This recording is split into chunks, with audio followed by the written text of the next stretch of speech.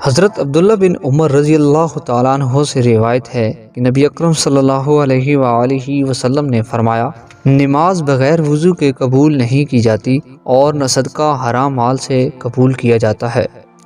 ابو ہریرہ رضی اللہ تعالیٰ عنہ کہتے ہیں، رسول اللہ صلی اللہ علیہ وسلم نے فرمایا، جب مسلمان یا مومن بندہ وضو کرتا اور اپنا چہرہ دھوتا ہے تو پانی کے ساتھ یا پانی کے آخری قطرے کے ساتھ اس کے چہرے سے وہ تمام گناہ جھڑ جاتے ہیں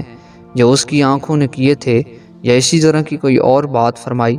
پھر جب وہ اپنے ہاتھوں کو دھوتا ہے تو پانی کے ساتھ یا پانی کے آخری قطرے کے ساتھ وہ تمام گناہ جھڑ جاتے ہیں جو اس کے ہاتھوں سے ہوئے ہیں، یہاں تک کہ وہ گناہوں سے پاک و صاف ہو کر نکلتا ہے۔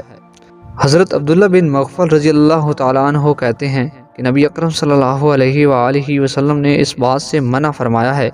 کہ آدمی اپنے غسل خانے میں پیشاب کرے، اور فرمایا زیادہ تر وصف سے اسی سے پیدا ہوتے ہیں۔